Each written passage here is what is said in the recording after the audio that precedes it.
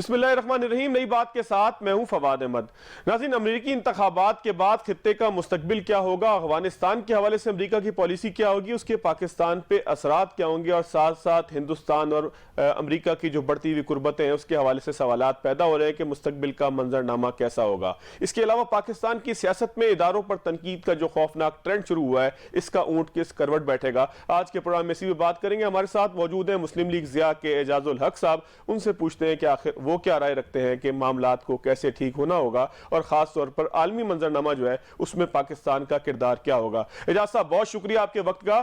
اعجاز صاحب، امریکہ آپ کو پتہ ہی ہے پورا ایک لیگیسی ہے، خاص طور پر آپ کے جو والد صاحب تھے جنرل ضیاء الحق، اس زمانے سے ایک صورتحال شروع ہوئی اور اب ہم نے دیکھا کہ وہ معاملہ کہیں جا کر ختم ہوتا دکھائی دے رہا ہے کہ افغانستان میں امن کی جانب کچھ قدم اٹھے ہیں. آپ کو کیا لگتا ہے کہ امریکہ کے جو انتخابات ہیں، جو حالیہ ابھی جس کا رزلٹ ابھی آنا باقی ہے، اس کے بعد جو بھی صدر منتخب ہوتا ہے، بائیڈن صاحب کا زیادہ ایک چانس بن رہا ہے، اس کے بعد آپ کیا سمجھتے ہیں کہ پیس پروسیس اسی طرح آگے چلے گا یا امریکہ کی ترجیحات تبدیل ہوں گی وقت کے ساتھ ساتھ؟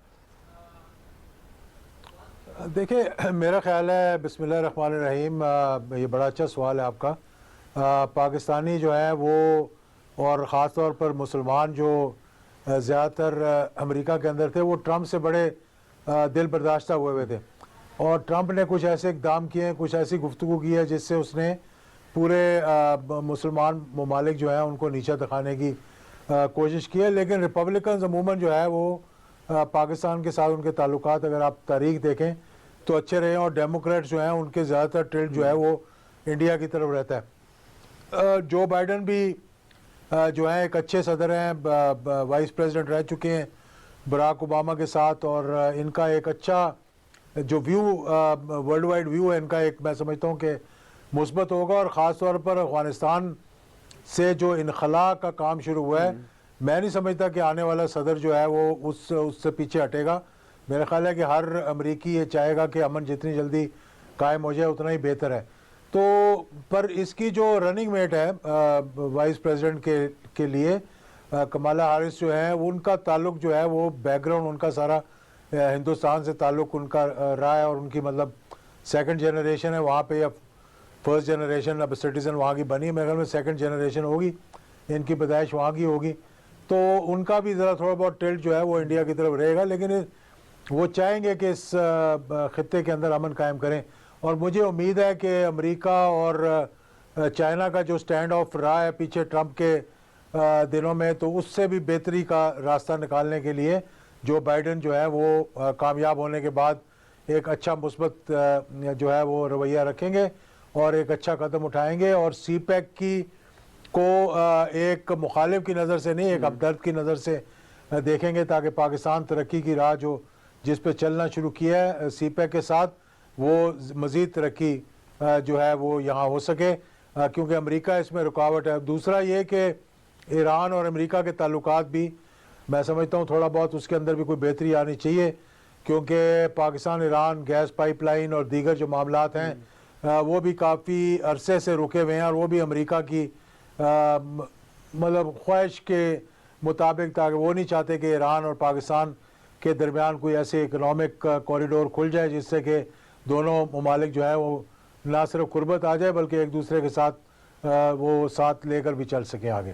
اچھا اعجاز صاحب، یہ بتائیے گا کہ جو انڈیا اور امریکہ کے مختلف معاہدے ہو رہے ہیں، جو ہم نے دیکھا کہ حال ہی میں جو ہے وہ سیٹلائٹ شیئرنگ کا ایک معاہدہ ہوا، اس سے پہلے جو اڈے شیئر کرنے کا، اس طرح کے 2-3 معاہدے ہیں 2016 میں، 18 میں، پھر ابھی ہم نے دیکھا کہ بیکا کا ایک معاہدہ جو ہے اس کی تفصیلات سامنے آئیں. تو آپ کیا سمجھتے ہیں کہ امریکہ کا جس طرح سے بھارت کی طرف جھکاؤ ہے، یہ خطے میں عدم توازن کا باعث بنے گا طاقت کے معاملے میں، اور بھارت کا جس طرح کا رویہ ہے غیر ذمہ دارانہ، اس کو جو ہے وہ پروموٹ کر رہے ہیں امریکہ ان ساری چیزوں سے؟ دیکھیں، امریکہ بھارت کو زیادہ پروموٹ کر رہا ہے چائنا سے کے ساتھ جو ان کا سٹینڈ آف ہے، یا ایک اکنامک وار ہے چائنا کے ساتھ. وہ نہیں برداشت کرتے کہ چائنا کی اکانومی جو ہے وہ اتنی اچھی ہو گئی ہے. پھر ساؤتھ چائنا سی کے اندر جو ان کے آپس میں مخالفت ہے اور ٹینشن بنی ہوئی ہے، تائیوان کے حوالے سے جو ان کی ٹینشن بنی ہوئی ہے، ان تمام معاملات کے اندر وہ ہندوستان کے ساتھ زیادہ تعلقات لا رہے ہیں. میں نہیں سمجھتا کہ امریکہ چاہتا ہے کہ پاکستان کو ڈیسٹیبلائز کرے، کیونکہ ہماری جیو پولیٹیکل اسٹریٹجک پوزیشن جو ہے نہ صرف امریکہ کے انٹرسٹ افغانستان کے اندر بلکہ آل دا وے ٹو سینٹرل ایشیا، یہ سب وایا پاکستان ہی راستے جاتے ہیں. تو ہماری کوشش یہ ہونی چاہیے کہ ہم بھی امریکہ کے ساتھ اپنے تعلقات بہتر رکھیں. ہماری ایک ان کے ساتھ تاریخ ہے امریکہ کے ساتھ تعلقات کی, جو کہ جہاد افغانستان کے دوران بھی ایک دوسرے کے ساتھ مطلب ایک تعاون کے ساتھ آگے چلے ہیں, اور اس کے بعد بھی. لیکن امریکہ کو ایک وہم یا شک ہو گیا تھا کہ جو امریکہ کو مار پڑ رہی تھی افغانستان کے اندر, کہ شاید وہ پاکستان کا اس میں کوئی نہ کوئی کردار ہے, اور اسی لیے پھر امریکہ نے اور ہندوستان نے اور ان سب نے مل کر پاکستان کو ڈی اسٹیبلائز کرنے کے لیے, آپ نے دیکھا ہوگا کہ یہاں ایک دہشت گردی کی لہر جو اٹھی تھی جس سے 80,000 لوگ بھی شہید ہوئے, اور الحمدللہ آج پاک فوج کو ہم خراج تحسین پیش کرتے ہیں کہ انہوں نے بڑی قربانیوں کے بعد ملک کے اندر امن قائم کیا. اور مجھے امید ہے کہ حکومت بھی امریکہ کے ساتھ اور آنے والے جو امریکی صدر ہوں گے ان کے ساتھ تعلقات کو بہتر کرنے کے لیے اپنی ڈپلومیٹک ایفرٹس جو ہیں ان کو بڑھائیں گے, اپنی لابنگ کو بہتر کریں گے, اور اپنی فارن پالیسی کو ایک مثبت طریقے سے آگے لے کر چلیں گے. اچھا, امریکہ کے اعتراضات کے باوجود آپ کیا سمجھتے ہیں کہ سی پیک کا کیا مستقبل ہے؟ کیا پاکستان کسی امریکی دباؤ کو جو ہے وہ خاطر میں لاتے ہوئے سی پیک کے معاملات کو سلو کر دے گا, یا سی پیک اسی طریقے سے چلتا رہے گا کیونکہ مستقبل خطے کا اسی سے وابستہ ہے؟ دیکھیں, میں نہیں سمجھتا کہ سی پیک کے بغیر پاکستان آگے ترقی کی راہ پر چل سکے گا, کیونکہ جو معاہدے ہمارے ہوئے ہیں چائنا کے ساتھ وہ بڑے مفید ہیں پاکستان کی اکانومی کے لیے, پاکستان کی تجارت کے لیے, اور خصوصی طور پہ گوادر کی پورٹ ڈیولپمنٹ جو ہے اس کے بہت سی مخالفت چل رہی ہے, نہ صرف امریکہ میں بلکہ ہمارے بڑے قریبی دوست بھی ہیں جن کے پورٹس جو ہیں وہ آج کل بڑے اہم ہو گئے تھے, کیونکہ پاکستان جو ہے وہ ہب نہیں رہا تھا دہشت گردی کی وجہ سے. تو ان کی بھی یہ خواہش ہے کہ کسی نہ کسی طریقے سے سی پیک کو پیچھے دھکیلا جائے, اس کے باوجود کہ پاکستان کے ساتھ ان کے بڑے قریبی تعلقات ہیں. لیکن پاکستان کو سی پیک سے پیچھے بالکل نہیں ہٹنا چاہیے, نہ اس کی پروگریس کو آہستہ ہونے دینا چاہیے, اور جتنا تیزی کے ساتھ ہم اس کو آگے لے کر چلیں گے پاکستان کے اندر مطلب بے روزگاری کو دور کرنے کے لیے, پاکستان کی اکنامک سٹیبلٹی کے لیے بہت ضروری ہے, اور اس پہ ہمیں پوری توجہ دے کر رکھنا چاہیے. اچھا اعجاز صاحب, تھوڑا سا پاکستان کی سیاست کی طرف بھی آتے ہیں. گزشتہ دنوں آپ کا بھی ایک سخت بیان تھا نواز شریف کے اس اسٹانس کے خلاف کہ جس میں وہ اداروں کے اوپر کھل کے تنقید کر رہے ہیں. خوفناک جو ہے وہ منظرنامہ ہم دیکھ رہے ہیں کہ اداروں کو کھل کر جو ہے وہ تنقید کا نشانہ بنایا جا رہا ہے, کہ جو افسوسناک بھی ہے. لیکن آپ نہیں سمجھتے کہ کسی حکومت کی یہ ناکامی ہوتی ہے, سویلین منتخب حکومت کی ناکامی ہوتی ہے, کہ جب وہ خود دفاع کرنے کے بجائے اداروں کو دفاع کے لیے آگے کر دے اور ان سے کہے کہ جی آپ جواب دیں جو سیاسی الزامات آپ پہ لگ رہے ہیں. تو آپ اس ساری صورتحال کو کیسے دیکھتے ہیں؟ دیکھیں, میں نے پہلے دن یہ بات کی تھی اور آپ نے یہ بڑی سنی بھی ہوگی کہ میں نے یہ ریکویسٹ کی تھی کہ افواج پاکستان کے ترجمان کو ان کے منہ نہیں لگنا چاہیے. یہ تو ان کی تو خواہش ہی یہ ہے کہ یہ فوج کو اپنے اس کو الجھا دیں اور جواب در جواب آنا شروع ہو جائے, اور یہ جو ہے ان کی پذیرائی ان کو ملنی شروع ہو جائے, کیونکہ فوجی ترجمان جو ہے وہ وضاحتیں دینے کے لیے 2 مرتبہ ان کو آنا پڑا میدان میں, پہلی مرتبہ بھی, اور پھر یہ جو ہمارے گورنر صاحب تھے سندھ کے زبیر صاحب, ان کی جب ملاقات ہوئی تو اس بارے میں بھی ان کو سامنے آنا پڑا, اور پھر ایاز صادق کے بیان کو, وہ تو خیر انہوں نے بہت اچھا کیا کہ اس بات کو کلیئر کیا. میرا نہیں خیال کہ کوئی جو پاکستانی ہو جو کہ پاکستان کے ساتھ ہمدردی رکھتا ہو, جو کہ افواج پاکستان کے ساتھ ہمدردی رکھتا ہو, جو پاکستان کے نظریے کے ساتھ ہمدردی رکھتا ہو, وہ کبھی بھی ایسی بات نہیں کرے گا جیسی ایاز صادق نے کی. اور ایاز صادق صاحب بڑے سلجھی ہوئی شخصیت ہے. جی اعجاز صاحب ذرا بتائیے گا آپ یہ کہ ایاز آپ خود بھی وفاقی وزیر رہے ہیں, کئی دفعہ رہے ہیں, ایک وزیر کے لیے کیا ریڈ لائنز ہونی چاہیے, باؤنڈریز ہونی چاہیے کہ وہ جو میٹنگز کے اندر ہونے والی باتیں ہیں یا کمیٹیوں کے اندر ہونے والی باتیں ہیں اس کو جو ہے وہ باہر نہ کریں؟ دیکھیں, یہی تو آپ کا حلف ہوتا ہے as prime minister, as minister, اور یہ کلیکٹیو رسپانسبلٹی ہوتی تھی, ہوا کرتی ہے. اگر کوئی وزیر بیان دے رہا ہے تو اس کا مطلب کہ وزیر اعظم بیان دے رہا ہے, کیونکہ کیبنٹ جو ہے it is a collective responsibility of the prime minister and his cabinet. تو اگر کابینہ کے وزیر جو ہے وہ الشل مارنی شروع کر دیں, اور جس طرح کہ ابھی حال ہی میں ان کے بھی ایک وزیر کا بیان آیا جو بڑا افسوسناک بیان تھا, جس سے پاکستان کو آئندہ چل کر بہت نقصان بھی ہو سکتا ہے اور ہندوستان اس سے ایڈوانٹیج بھی لے سکتا ہے، جس طرح کہ ہمارے ماضی میں پرائم منسٹر نے یہ کہہ دیا تھا کہ ممبئی حملے میں ہمارے نان اسٹیٹ ایکٹرز جو تھے وہ انوالو تھے، حالانکہ اس میں کوئی حقیقت نہیں تھی، لیکن آپ معلوم نہیں کس کو خوش کرنے کے لیے یہ باتیں کرتے ہیں۔ اور پھر جو ڈان لیگز میں بات آئی کہ جی ہم تو سویلین حکومت تو چاہتی ہے کہ یہ معاملات ایسے ہوں، لیکن فوج یہ نہیں چاہتی کہ معاملات ایسے ہوں، تو یہ ساری چیزیں ہیں یہ خوش کرنے کے لیے دوسروں کو یا پذیرائی حاصل کرنے کے لیے۔ اب کون میں سمجھتا ہوں پاکستان کے دشمن کو اس سے زیادہ کیا بیانیہ چاہیے کہ کوئی directly chief of army staff کو، یعنی یہ ایسا ہے، میں آپ کو بتاؤں کہ آپ ایک گھر کے جو کہ ایک مٹی کا گھر ہے اس کے اندر رہنے والی حیثیت رکھتے ہیں نا اپنی، تو آپ باپ کو گالی دیں اور بیٹے کو منہ چومیں اور کہیں جناب تم بہت اچھے ہو لیکن تمہارا باپ بہت خراب ہے، اور بیٹی اسی گھر کی بیٹی سے اپنا رشتہ مانگنا چاہیں، تو یہ کیسے ممکن ہو سکتا ہے؟ یہ میں نے پہلے بھی وزیر اعظم نواز شریف صاحب کو ان کی یادداشت کو میں دوبارہ اگر یاد دہانی کرا دوں ان کو کہ سپٹمبر 1999 میں جی جب گلگت میں ہم گئے ہوئے تھے اور واپسی پہ ہم جہاز میں آ رہے تھے تو ان دنوں میں سخت ٹینشن چل رہی تھی افواج پاکستان کے اور پرائم منسٹر کی، کچھ کارگل کے حوالے سے اور کچھ چیف آف آرمی اسٹاف کو ہٹانے کے حوالے سے، یا ایک دوسرے سے وہ خدشات پیدا ہو گئے تھے۔ میں نے 55 منٹ ان کو یہ بات سمجھائی تھی کہ یہ ایک انسٹیٹیوشن ہے، آپ اس میں مطلب اگر پنگا نہ لیں تو بہتر ہوگا، میں وہ یہ لفظ استعمال کر رہا ہوں پنگے کا، کہ آپ یہ اپنے جو معاملات ہیں ان کو سیدھا رکھیں، آپ ایک انسٹیٹیوشن ہے اس کو اپنا کام کرنے دیں۔ دیکھیں آپ مطلب تاریخ اٹھا کے دیکھیں نا کہ کبھی کسی اور جتنے پرائم منسٹرز کے ساتھ چیف آف آرمی اسٹاف کی جھگڑا ہوا نواز شریف صاحب کے ساتھ، جتنے بھی چیف آف آرمی اسٹاف تھے سب کے سب کو یہ خود لے کر آئے تھے، ایک بھی جو ہے وہ باہر سے نہیں آیا ہوا، سب ان کی کنسنٹ سے آئے ہوئے تھے۔ تو آپ اگر 6 مہینے بھی نہیں گزار سکتے ایک ایسے شخص کے ساتھ جس کو آپ لے کر آئیں، تو 1999 کے بعد یہ جو کو ہوا تھا پرویز مشرف کا اور جو جلا وطنی کاٹنی پڑی نواز شریف صاحب کو، میں نے یہ محسوس کیا جتنا بھی میں ان کے قریب آیا ہوں کہ اس کے بعد سے ایک فوج کے خلاف ان کے اندر ایک میں نفرت تو نہیں کہوں گا غصہ، لیکن ایک ایسا وہ معاملہ آ گیا تھا جس سے کہ وہ پتہ نہیں کیا لفظ استعمال کریں گے کہ وہ ان کے دل میں ایک ایسا خدشہ پیدا ہو گیا یا ان کے کوئی ناراضگی پیدا ہو گئی، اب مجھے نہیں معلوم کہ اس وقت اچھا 1999 سے پہلے یہ ٹھیک تھے؟ آپ کو لگتا ہے کہ نواز شریف صاحب 1999 سے پہلے اس طریقے سے آدمی سے جو ہے وہ سینگ نہیں لڑایا کرتے تھے، ٹھیک تھے؟ نہیں، سینگ تو ہر مرتبہ انہوں نے لڑایا نا۔ کیا اسباب تھے اعجاز صاحب؟ آپ کو لگتا کیا ہے میاں صاحب تو خود یہ کہا جاتا ہے کہ جنرل جیلانی صاحب ان کو لے کر آئے تھے اور وہ سارے واقعے کو بار بار کرنے کی کوئی ضرورت نہیں ہے، میرا خیال ہے سب کو ہی پتا ہے کیا معاملہ تھا، تو میاں صاحب ہر دفعہ کیوں لڑتے ہیں؟ آخر اپنے لانے والوں سے کیوں لڑ جاتے ہیں وہ؟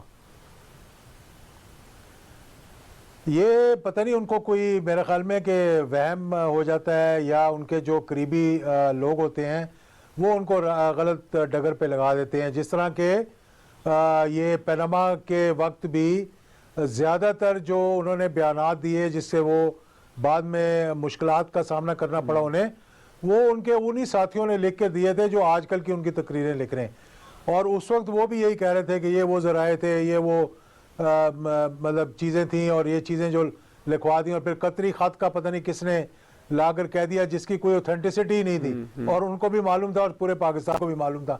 اسی طرح سے یہ معاملات جو ہیں ابھی جو آئے ہیں، میرا خیال ہے کہ یہ کچھ لوگوں نے ایک غلط فہمی کریٹ کرنے کی کوشش کی ہے۔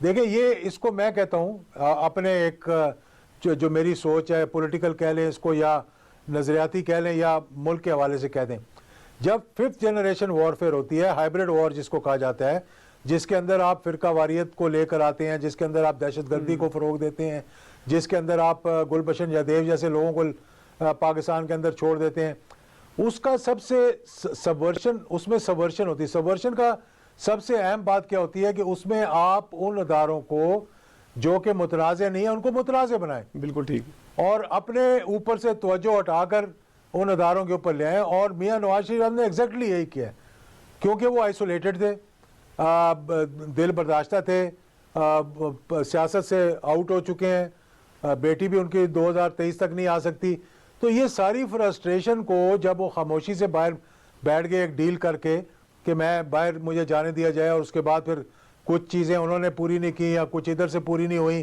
تو ان کی ایک ناراضگی پیدا ہو گئی. اچھا اعجاز صاحب پھر انہوں نے جی اعجاز صاحب میں کہتا ہوں کنکلوڈ کرتے ہیں, ٹائم بالکل تھوڑا سا, مجھے ایک چیز بتا دیجیے گا کہ پی ڈی ایم کا جو معاملہ ہے آپ کو کیا لگتا ہے کہ یہ تحریک کہاں تک جائے گی کہ ایسے وقت میں کہ جب حکومت کے اپنے اتحادی ناراض ہو کہ کھانوں پر نہ آ رہے ہوں اور ناراض ہو کے کہتے ہوں میں لفٹ نہیں کرائی جاتی؟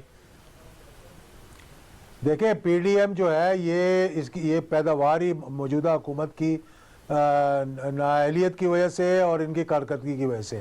اگر موجودہ حکومت توجہ دیتی پچھلے 2.5 سال میں اکانومی پہ, مہنگائی پر, بے روزگاری پر, لا قانونیت پر, اور اگر صحیح گڈ گورننس سامنے آتی تو میں نہیں سمجھتا کہ پی ڈی ایم کو یہ موقع ملنا تھا, کیونکہ یہ تو ریجیکٹڈ سیاستدان تھے. بالکل ٹھیک. جن کو قوم نے ریجیکٹ کر دیا تھا, جو قوم ان سے دل برداشتہ ہو گئی تھی, اور جن کی کرپشن کے کارنامے جو ہیں وہ دنیا بھر میں اچھالے جا رہے تھے, چاہے وہ پیپلز پارٹی تھی, چاہے وہ پی ایم ایل این تھی. مولانا فضل الرحمان کو انہوں نے استعمال کرنے کی کوشش کی.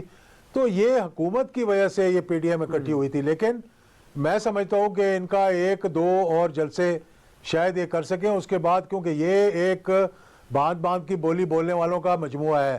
کوئی نظریات ایک آدھی جماعت کے شاید ملتے ہوں, ورنہ کسی کے بھی نہیں ملتے. کوئی نیشنلسٹ پارٹیز ہیں, بہت شکریہ اعجاز الحق صاحب, زبان بولتے ہیں, کوئی ہندوستان کی زبان بولتے ہیں. بہت شکریہ اعجاز الحق صاحب آپ کے وقت کا. ناظرین یہاں پر ایک چھوٹا سا بریک لیتے ہیں, بریک کے بعد پروگرام میں آگے کی طرف چلیں گے.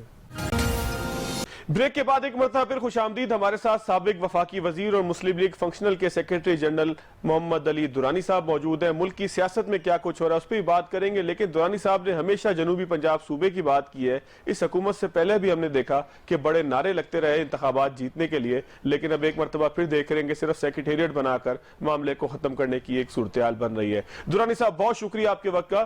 درانی صاحب اب تو تخت لاہور بھی نہیں ہے, بلکہ اب تو تخت جنوبی پنجاب کے پاس ہی ہے. کیا اب بھی صوبہ چاہیے آپ کو؟ بسم اللہ الرحمن الرحیم. دیکھیں جناب, میں نے تو بیسیکلی کبھی جنوبی پنجاب کی اکیلے بات نہیں کی تھی. جنوبی پنجاب اور بہاولپور صوبے کی ہمیشہ بات کی تھی, اور جو پنجاب اسمبلی سے ریزولوشن پاس ہوا تھا وہ بھی ان 2 صوبوں کا ہوا تھا. یہ جو ایک صوبے کا اس وقت جو کچھ ہو رہا ہے, سیکریٹریٹ بن رہا ہے یا نہیں, جو بھی ڈیولپمنٹ ہو رہی ہیں, اس کا کوئی تعلق نہیں ہے وہاں کے عوام کے کسی فائدے کے ساتھ. یہ صرف اور صرف جو ہے ہم نے صوبے کی ڈیمانڈ کی تھی, وہ کہتے ہیں اور نمازیں بخشوانے گئے تھے, روزے مل گئے.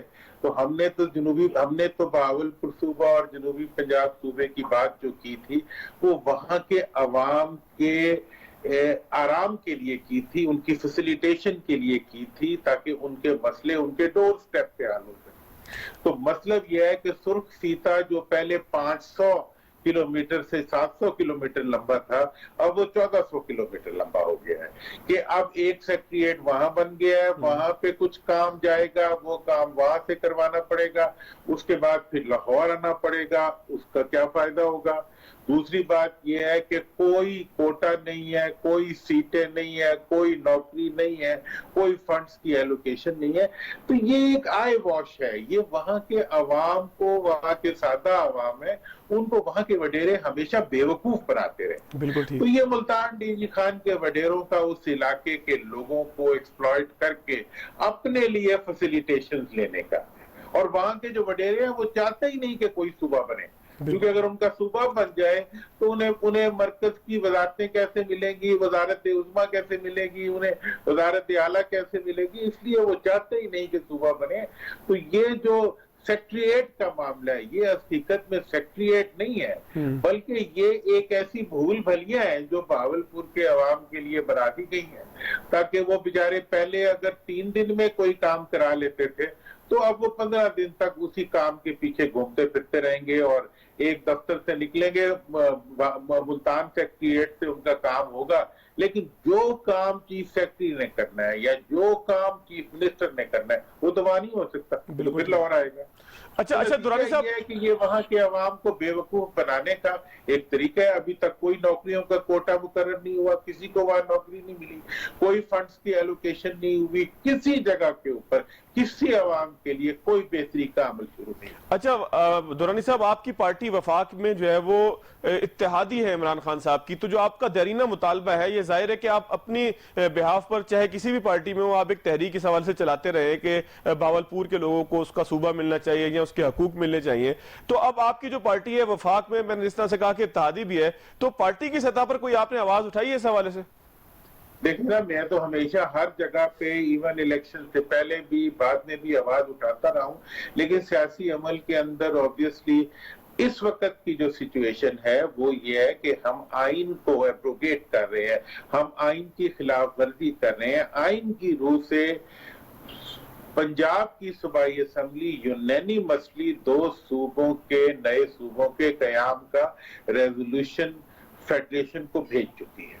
بالکل. جب تک وہ ریزولوشن موجود ہے، جنوبی پنجاب یا اس قسم کی جتنی ایکٹیویٹیز ہیں یہ انکانسٹیٹیوشنل ہے، یہ قانون کی آئین کی خلاف ورزی ہے، اور اس وقت تو ہر کام ہی آئین کی خلاف ورزی میں ہو رہا ہے، تو یہ بھی اسی کے اندر چل رہا ہے. تو میں سمجھتا ہوں کہ یہ جو سارا عمل ہے جو اس وقت ہو رہا ہے یہ نہ صرف آئین کی خلاف ورزی ہے، یہ وہاں کے عوام کے ساتھ دھوکہ ہے، یہ پاکستان کے ساتھ ایک ظلم ہے کہ بیوروکریٹک ایکسپینڈیچر آلریڈی اس وقت نان ڈیولپمنٹل بجٹ جو ہے 82% ہے، مطلب 82% پیسے جو ہے وہ آپ انتظامی امور پہ خرچ کر دیتے ہیں. تو یہ نیا سیکریٹریٹ بنانے سے یہ 82 جو ہے یہ 84 ہو جائے گا، عوام کو کوئی فائدہ نہیں. بالکل ٹھیک ہے. مطلب یہ ہے کہ ہماری پرائرٹی عوام نہیں ہے، اور یہی کچھ ہو رہا ہے. اب ہم اس حکومت کے سامنے کیا حکومت کو آٹے پہ روئیں، چوری چینی پہ روئیں، یا کس چیز پہ روئیں؟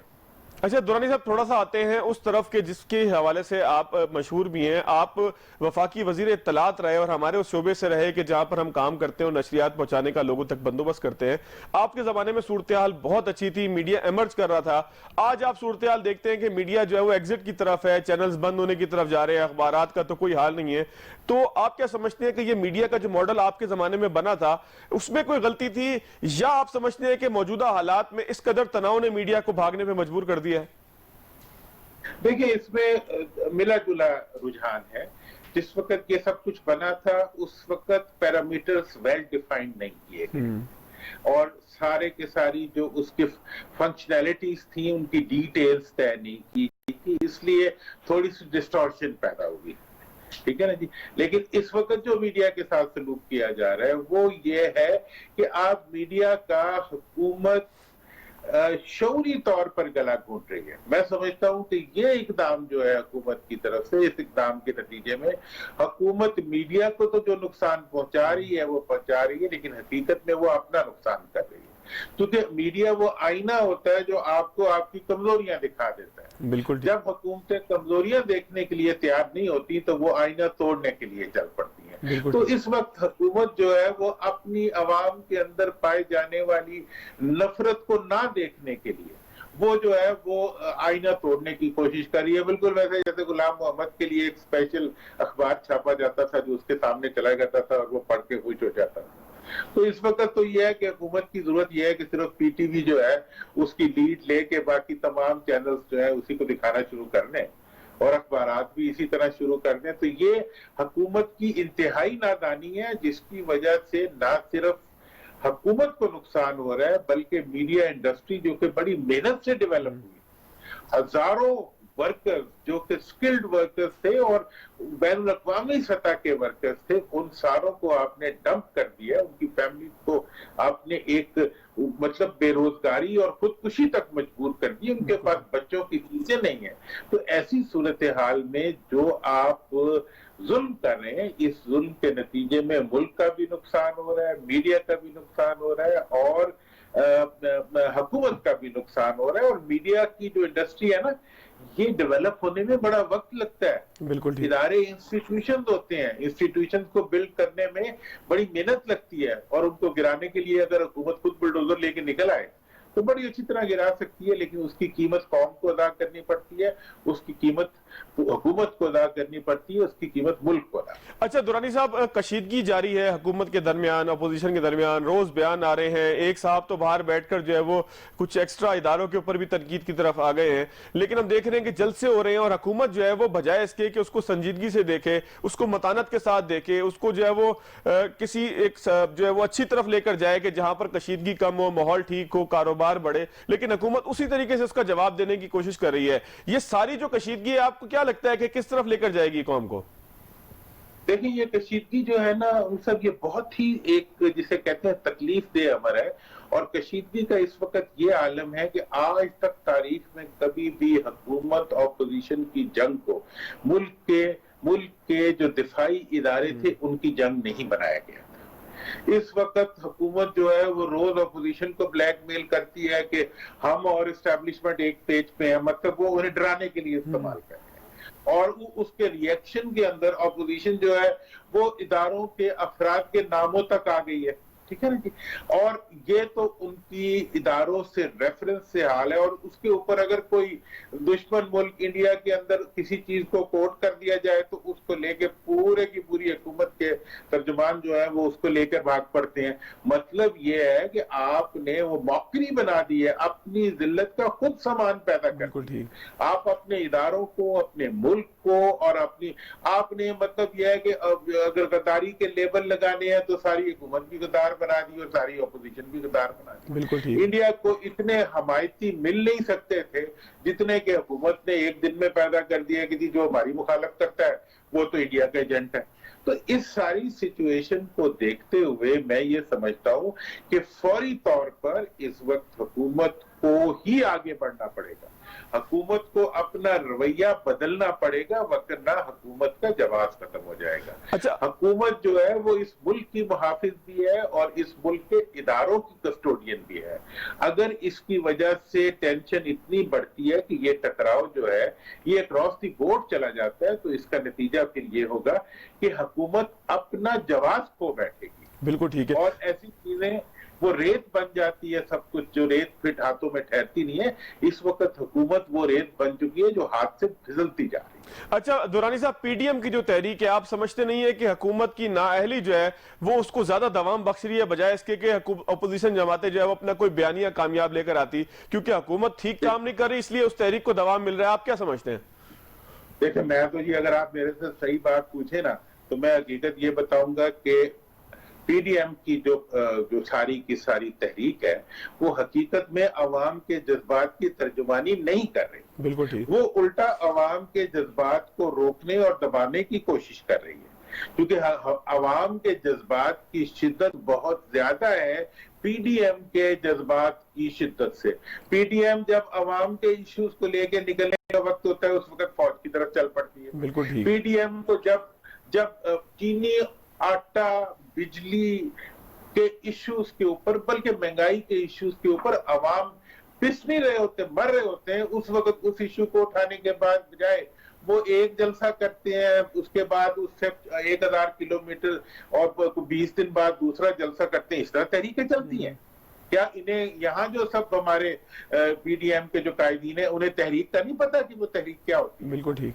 और दूसरी तरफ ये है कि एक तरफ तहरीक चलाती है, दूसरी तरफ फिर वो ये देख रहे होते हैं कि जी कहां से फायदा और किस इलेक्शन को जीता जा सकता है। बिल्कुल ठीक। सबसे पहली रिक्वायरमेंट जो इस तहरीक की थी वो ये थी कि पीपल्स पार्टी खुद सिंध की हुकूमत से निकला। बिल्कुल ठीक। और निकलते ही जो है वो तहरीक एक शक्ल ले लेती। तो मतलब ये है कि अगर तहरीक जो है वो मतलब इसलिए चलाई जा रही है कि उसके नतीजे में कुछ लोग अपने बेनिफिट्स ले लें या कुछ लोग सियासी फायदा ले लें या कुछ लोग सियासी तौर पे प्रोमिनेंट हो जाएं, तो मेरा ख्याल ये है कि इस वक्त अपोजिशन की तहरीक जो है वो अवाम के जज्बात की नुमाइंदगी नहीं कर रही। आगे जाके कुछ खतरा बन सकती है हुकूमत के लिए तहरीक? देखें जी, खतरा तो हुकूमत अपने लिए सबसे बड़ा खुद ही है और हुकूमत से बड़ा कोई खतरा नहीं है जो इस वक्त हुकूमत के लिए चैलेंज बन सकता हो। मतलब ये तो किसी दिन ये ना हो कि अपोजिशन वाले लीडर तो घर पे बैठे हैं और अवाम सड़कों पे निकले। बिल्कुल ठीक है। تو مطلب یہ ہے کہ یہ تو اس قسم کی سچویشن بن چکی ہے کہ اور حکومت ابھی میں آپ کو 2 واقعات بتاتا ہوں کہ لاہور کے اندر آپ نے ایک سنا ہوگا ریور ویو اتھارٹی بنائی گئی جس کے نتیجے میں پورے لاہور کے گرد جو ہے 1,00,000 ایکڑ رقبہ جو ہے دریا سے کافی فاصلے تک جو ہے اس کو قبضہ کرنے کی حکومت کوشش کر رہی ہے اور اس کو چند ڈیولپرز کو دے کے ان کے ذریعے جو ہے وہ پاکستان کے اندر ایک اور پاکستان بنانا چاہ رہی ہے اور اس کے لیے جو لیجسلیشن کی گئی ہے اس میں اس گروپ کو جس میں باہر کے لوگ بھی ہیں یہ حق دے دیا گیا ہے کہ وہ ایک خاص قیمت پر زمین کو لے لیں اور اس کے بعد دنیا بھر میں جہاں سے بھی وہ کسی کو لائیں ان کے اوپر کوئی قانون لاگو نہیں ہوگا. ایون جو ڈی ایچ اے پہ لگتے ہیں قوانین, جو ایل ڈی اے پہ لگتے ہیں, جو سی ڈی اے پہ لگتے ہیں, ان میں سے کوئی ان پہ نہیں لگے. درانی صاحب, کسی انویسٹر کو لانے کے لیے ظاہر ہے کہ اس کو کچھ انسینٹیو تو دینا پڑتا ہے نا. لوگ آپ کی بنجر زمین کے اوپر, غیر استعمال شدہ زمین کے اوپر کس طریقے سے آئیں گے جب تک کہ آپ ان کو کوئی انسینٹیو نہیں دیں گے؟